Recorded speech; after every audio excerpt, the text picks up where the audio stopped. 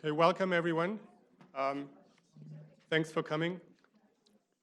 In the name of the International Law Society and the Center of International Comparative Law, welcome to our event, International Law and the Trump Administration. We've seen in the first 3 weeks, in the very eventful first 3 weeks of the Trump administration, the crucial central role that law plays and will continue to play for a number of these things, both institutionally in the firing of the Attorney General, in the appointment of a new Attorney General, etc., in courts challenging or courts looking over executive orders, in lawyers, as you've seen, becoming active, driving to airports, etc., but also, of course, on a question of what actually does or does not comport with the law. A lot of the discussions in the media, etc., have focused, as they always do, on constitutional law. And we all know that constitutional law is really only a small part of the law that matters in these areas. A large matter that gets less much attention is statutory law. The president in particular acts in large part within the confines of statutory law. But another area that only comes into the discussion occasionally is international law. Example one, executive order on immigration. For this, there's relevance of international law. There's a refugee convention that might be affected but has hardly been discussed. Example number two, the border tax that the president is proposing certainly has at least a tension with obligations under trade agreements, in particular NAFTA. So what we want to do today in a very short time is something that you can call almost a teach-in.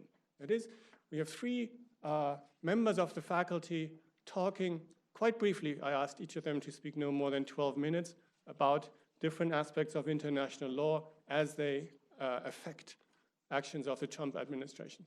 And the idea is really here to lay out the law that's out there and to demonstrate what in international law is affected, or put the other way around, how international law affects actions by the Trump administration.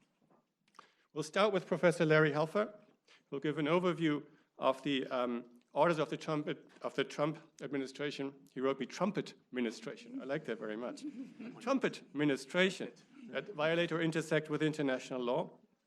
And then briefly sketch some of the international law problems with the immigration and perhaps multilateral treaties. We move on with Professor Brewster talking about international treaties, in particular NAFTA, the possible withdrawal from NAFTA, and the issue of border taxes. And we'll end with Professor Huckerby talking about the global gag and the draft order re-detention and interrogation. Each of them will speak for 12 minutes, and then we'll open up for questions, because I expect we will have those. The presentations are going to be recorded. The questions and answers will not. So you are safe insofar as no one else is listening in secretly. Who knows? With that, Professor Helfer, please.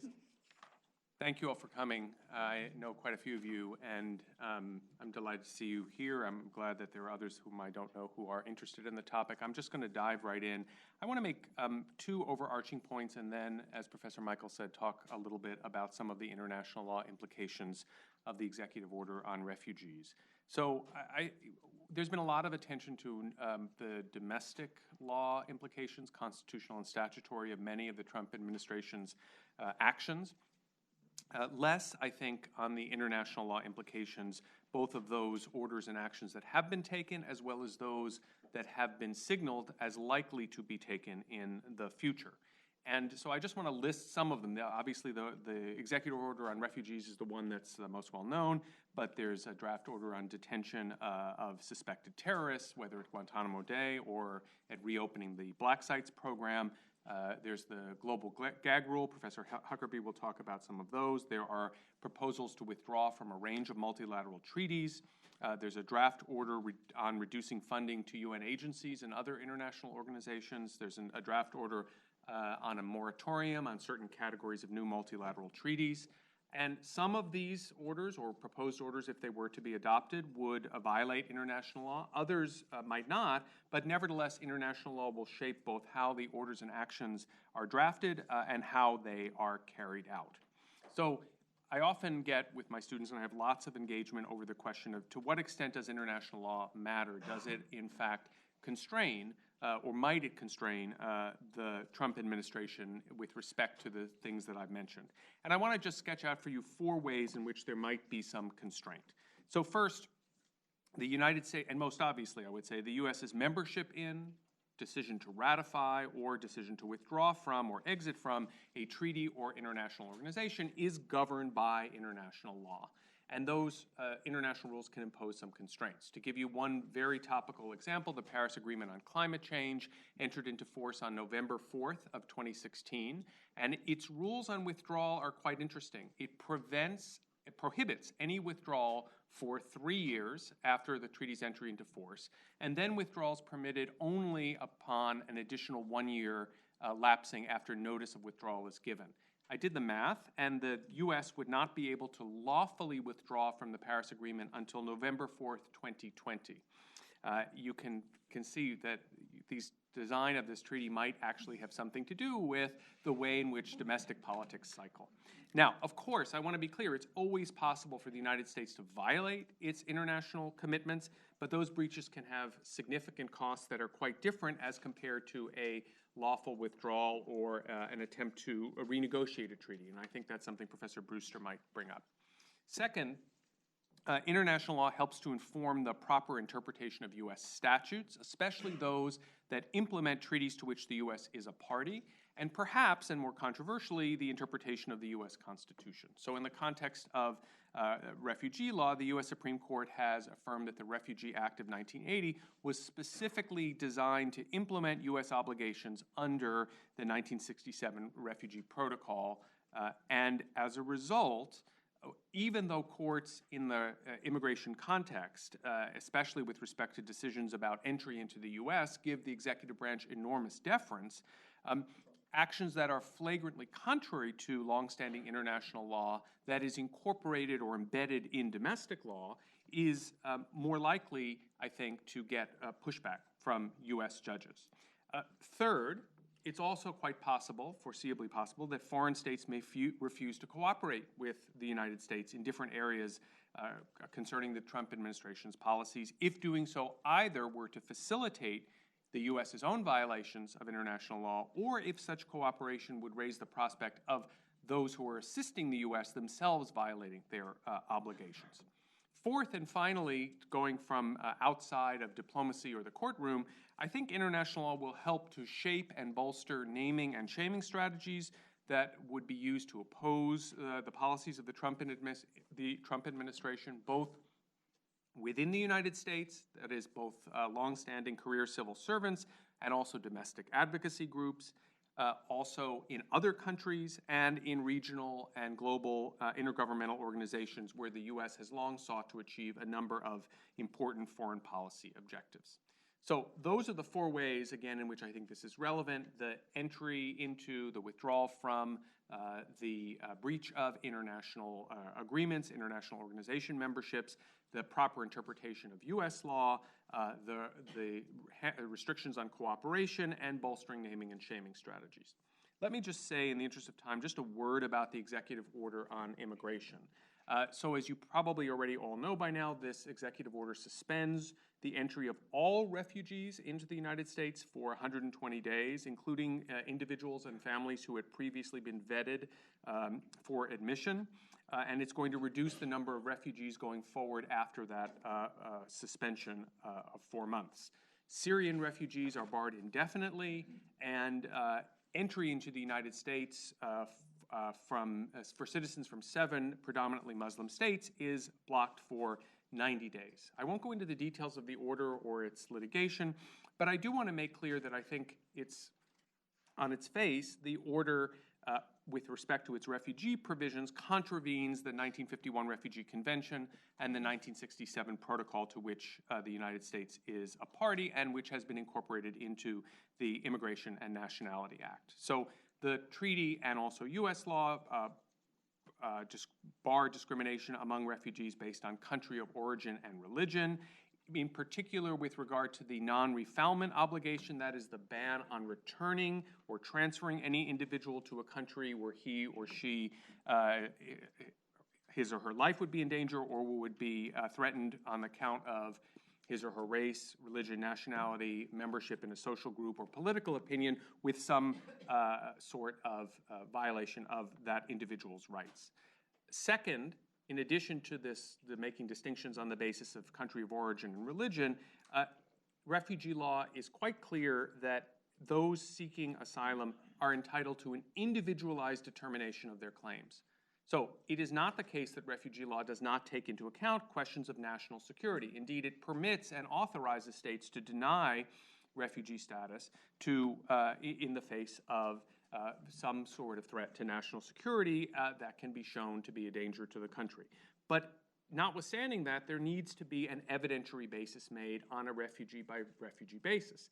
And where we have a ban that categorically, if temporarily, denies everyone from particular countries the opportunity to seek refuge in the United States, I think that bolsters some of the ongoing constitutional claims that the executive order violates due process that are now being litigated in U.S. courts around the country. The other major violation that I want to bring up, and this relates both to the refugee provision and to the visa entry into the U.S. for, say, purposes of education or work, is that it violates a number of human rights commitments in international law, including 2 treaties to which the U.S. is a party. I'm just going to focus on one, which is the International Covenant on Civil and Political Rights. That has a prohibition on discrimination on the basis of religion and national origin, and that applies as well to admit decisions into a country. And I think the one thing I would particularly emphasize here is that the test for discrimination in international law is not just purposive discrimination, whether a rule is facially discriminatory or reflects an intent to discriminate, but also a rule that has a disproportionate effect on a protected category of persons. So international law actually goes further in many ways than existing U.S. law does with respect to how one proves a claim of discrimination. And I think, again, the mismatch between the asserted rationale for the executive order, the screening out radical Islamic terrorists, and the measures the administration has actually adopted help to show that both in purpose and effect there is a problem under the treaty to which the U.S. is a party.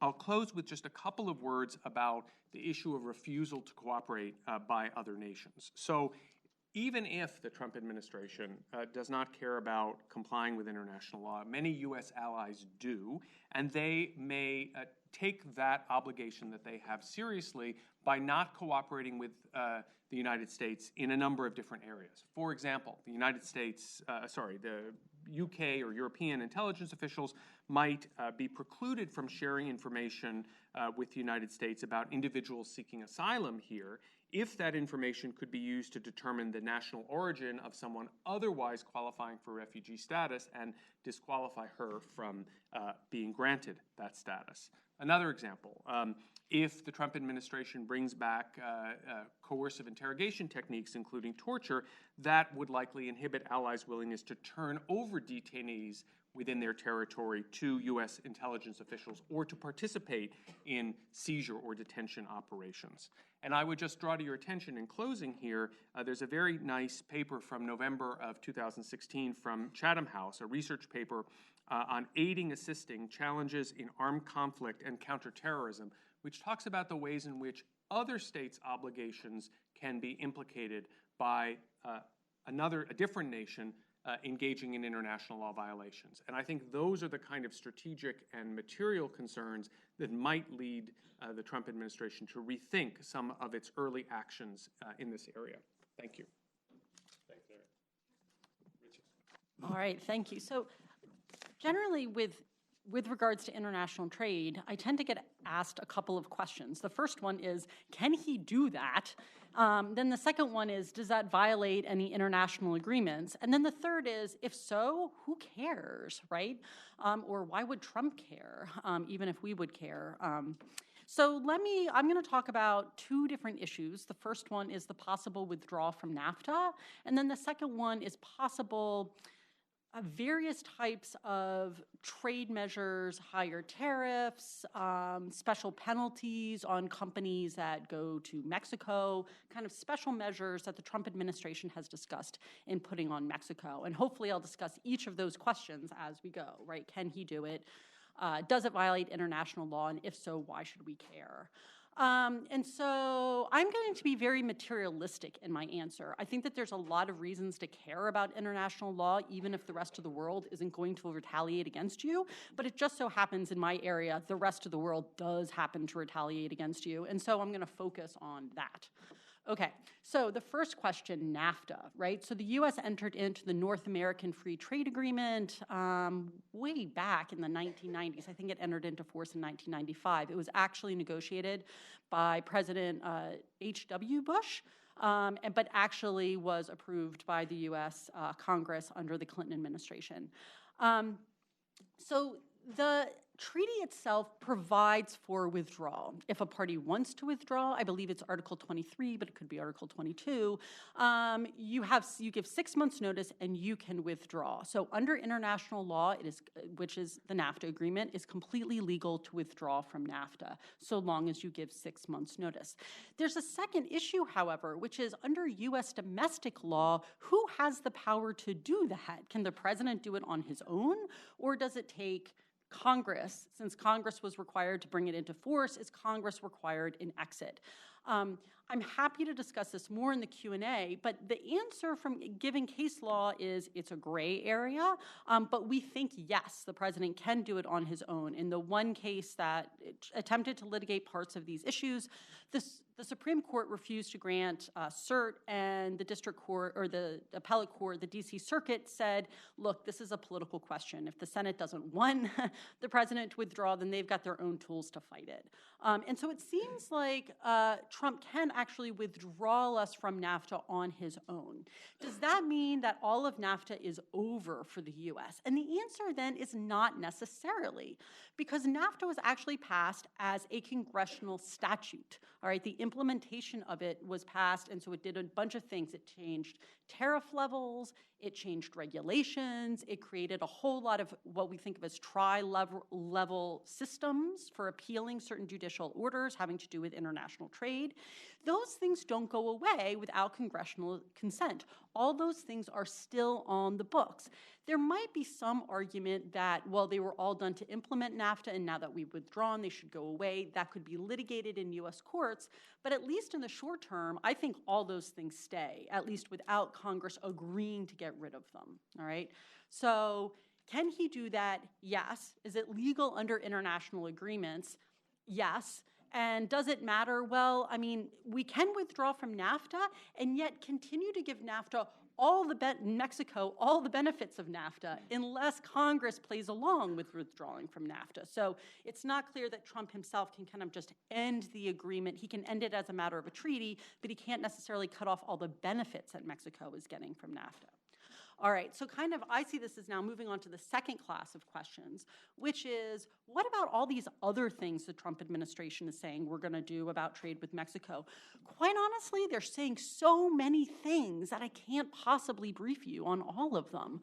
But let me kind of hit the two big ones, which is the first one is that we're going to put on some sort of border measure for specific companies, particularly car companies, I've noticed, that relocate to Mexico, although maybe just Nordstrom's too, for good measure. And so one, can he do that?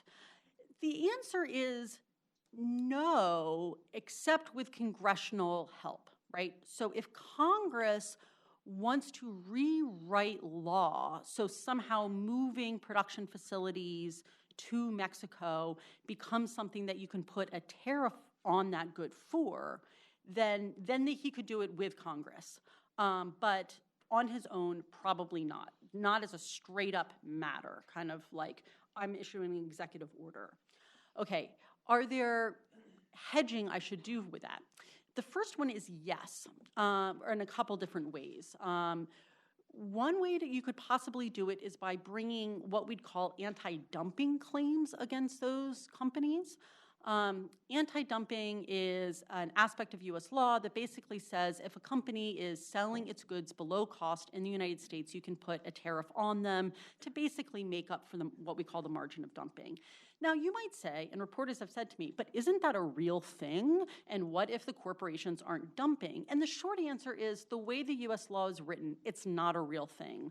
It's not hard to find a dumping margin if you're looking for it. And particularly if the president is appointing the people who are going to be finding whether or not there is dumping, it's not that hard.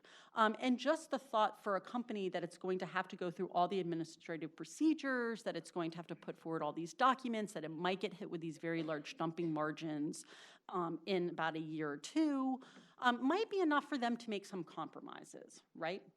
Okay, would that be a violation of our international agreements? Probably. If you really if you really abuse anti-dumping law, it could be a violation.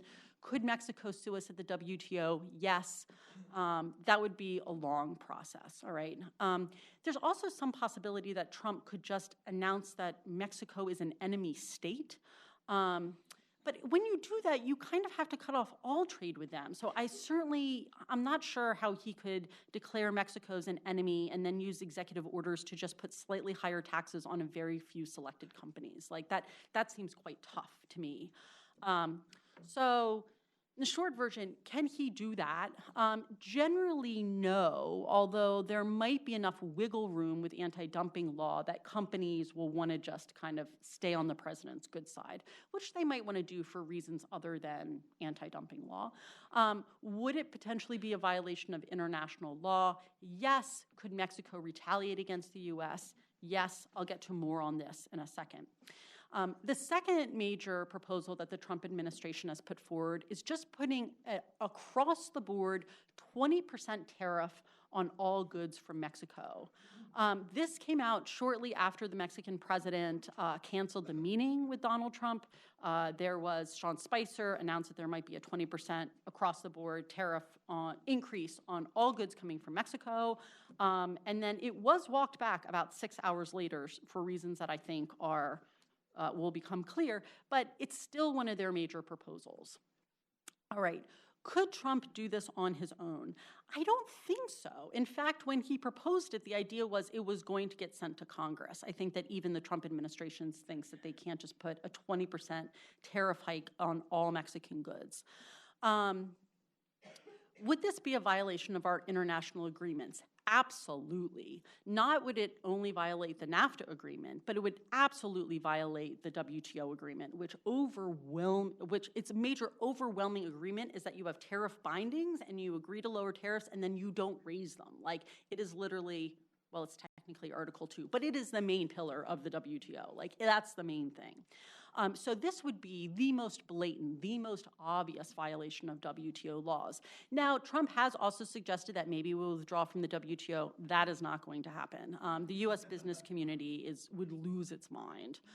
But why has this taken a back burner? Well, this is why I think that this whole idea of some border tariff, or like on specific companies, particularly car companies, hasn't gotten a lot of political pushback, but this 20% tariff has. Okay, so why? Because we have a global supply chain manufacturing base in the United States. People talk about there being Mexican goods or American goods. That just basically doesn't exist anymore. There are only globally produced goods, except for agriculture. Okay, and so if you are producing in the United States and you're producing a car, an air conditioning unit, a refrigerator, pretty much pick your good, those component parts are coming from other parts of the world, largely Mexico. And the number of times component parts that you're producing are going to go back to Mexico, then they're going to come back to the United States, and then they're going to go back to Mexico and come back, is going to happen multiple times in the production process. And if each time that intermediate input good hits a 20% tax, then that is going to dramatically raise the cost of manufacturing anything in the United States. And it's going to really hurt U.S. manufacturing. And so a lot of small to medium-sized producers who are like, Trump has no idea who I am, I'm not a car company, I'm never going to get hit by this, they're going to get hit by a 20% tariff. It would really hurt U.S. manufacturing, which Trump has claimed that he's going to bring back. So I think there was a reason that was shelved. All right, but would other things like that be a violation of international law? My argument is yes, they'd be a violation of WTO law. Why should we care? Okay, so we should care because if we violate WTO laws, then other states are able to retaliate against us by also cutting off access to their markets to basically whatever American goods they choose, all right?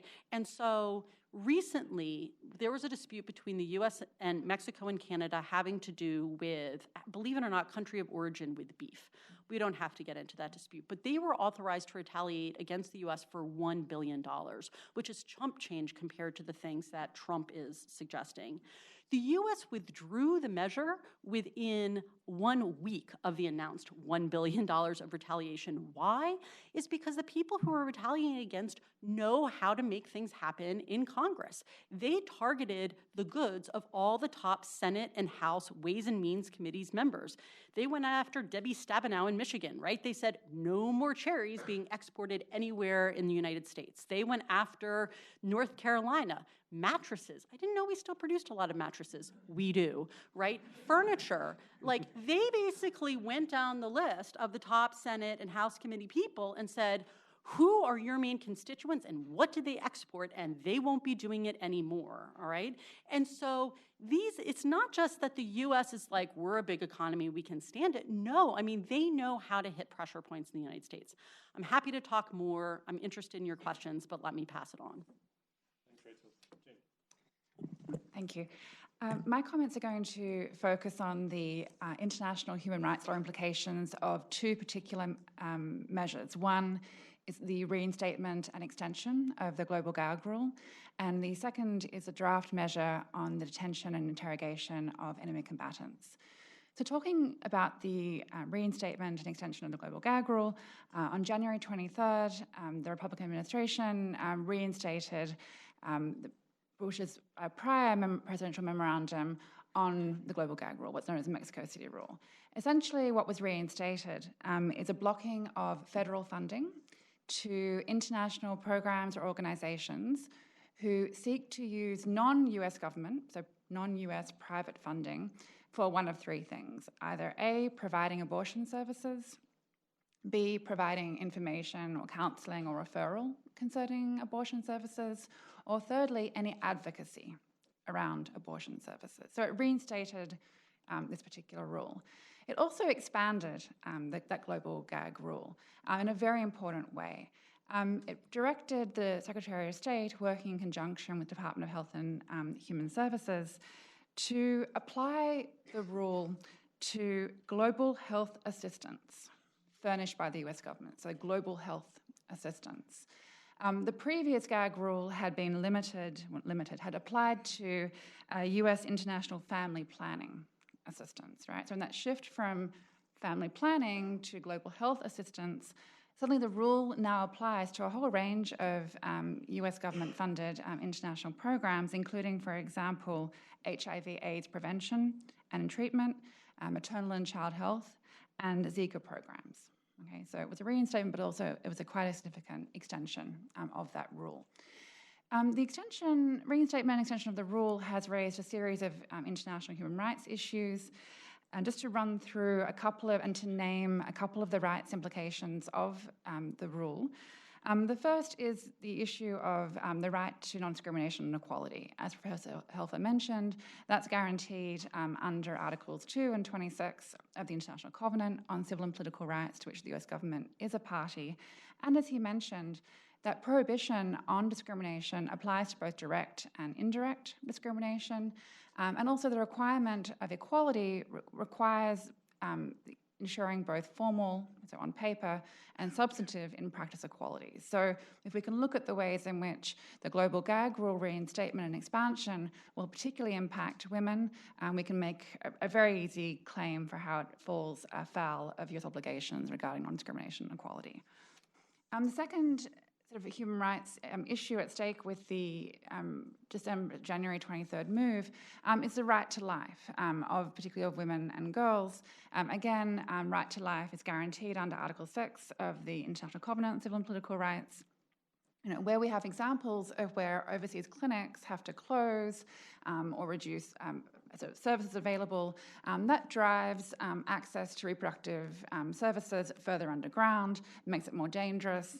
And just to give an example, globally between 8 and 18% of maternal mortality is due to unsafe abortion. So there's a very clear link between the global gag rule and right to life concerns.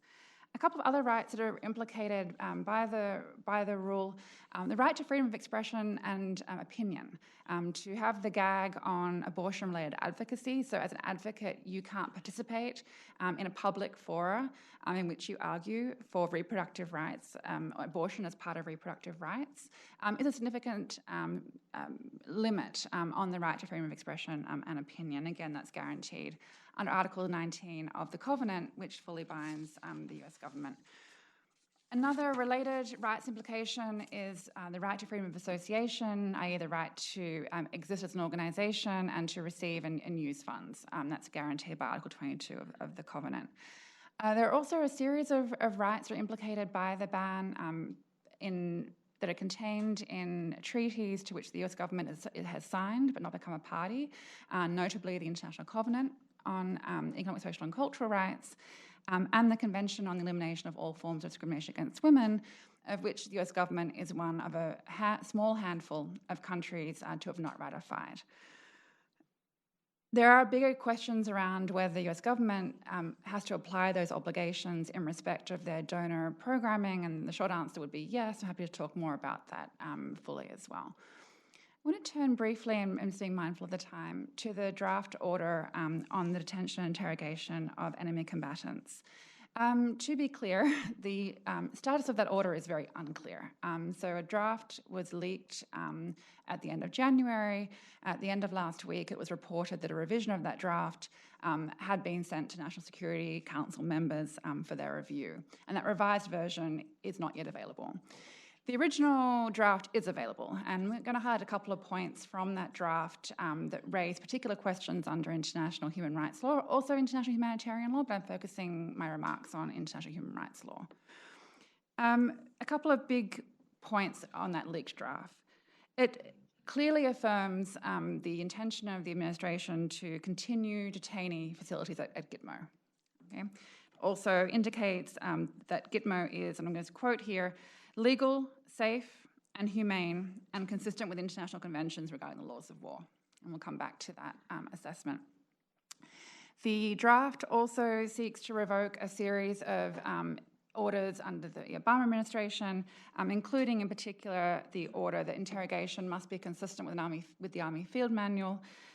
Thirdly, the draft order affirms that the US government, the United States, is in a continuing state of armed conflict against international terrorist organizations.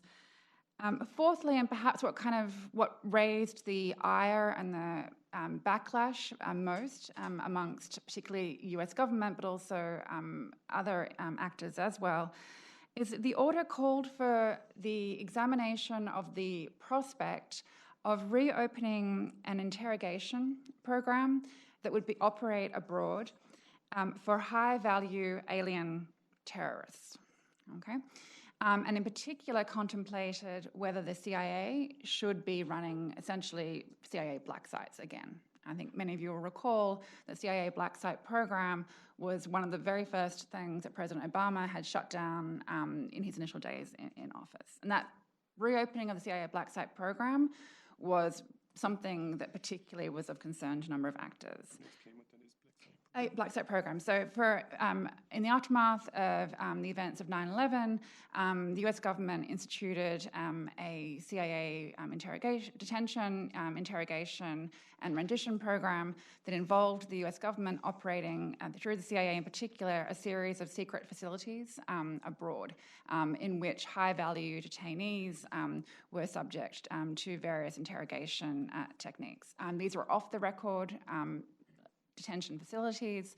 There was an extraordinary Senate inquiry into the nature of this program, the redacted report of which had just been relatively recently released, and it should be combed through in great detail, indicating both the number of detainees who were held in the program, the nature of interrogation techniques to which they were subject, and other concerns about the program. So this was President Obama closed that program by executive order in 2009, and so this was opening the way to reconsider the CIA running detention facilities again abroad.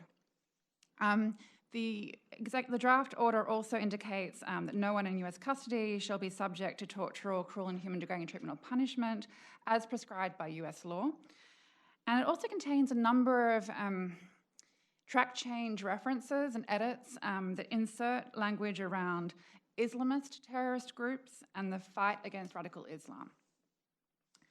A few points on the revision that, as I mentioned, apparently was shared on February 4th of last week with National Security Council members. It apparently removes the question of reopening the black site program. We'll see that is no longer in this particular draft. It does retain the focus on Gitmo. It indicates apparently quite clearly a call to bring newly captured individuals to Guantanamo and to put a freeze on any more transfers out of Guantanamo. It also apparently does not revoke the Obama executive order requiring compliance with the Army Field Manual. A couple of human rights issues that we should be attentive to when and if that revised order or imperative on detainees is released. Prohibition on torture and cruel and inhuman degrading treatment. Article 7 of the Covenant, civil and political rights, but also very clearly prohibited under the Convention Against Torture and other cruel, inhuman, degrading treatment to which the US government is a party. Also it raises issues, you heard Professor Helfer talk about non-refoulement, which is not only can you not torture, you can't transfer someone to torture, you can't move them, so that's sort of a shorthand term for that is rendition, right? The moving of individuals to torture and cruel and degrading treatment. Other issues under human rights law of which to be mindful is a prohibition on disappearances. US government under the Bush administration took the position that disappearances were not prohibited by international human rights law because they do not appear in the text of various treaties. That would be out of line with how the international human rights jurisprudence addresses disappearances, which actually says it is covered by the Covenant on Civil and Political Rights and the Convention Against Torture. And now the Convention on Disappearances, again, to which the US government is not a party. Additionally, the language around radical Islamism, Islamist terrorism, raises particular questions around the prohibition on non-discrimination, prohibition on discrimination, under international human rights law, which prohibits discrimination on the basis of race, religion, or national origin. And to make clear that none of these violations, potential violations, would be excused by reference to national security concerns. I'll stop there. You wouldn't have to. Okay. Okay, thank you all three. That was a whirlwind of information for everyone. Our hope was to put as much as possible into an hour as we can, plus open up for questions and answers. I know some of you know a lot about international law. I assume some of you know very little, and you shouldn't feel that bars you from asking a question. We have these different levels in the room, and that's perfectly fine. I'll maybe start with the first question before others come in. That's a general question. You all talked a little about how international law matters also factually, how it would also matter for in case the administration didn't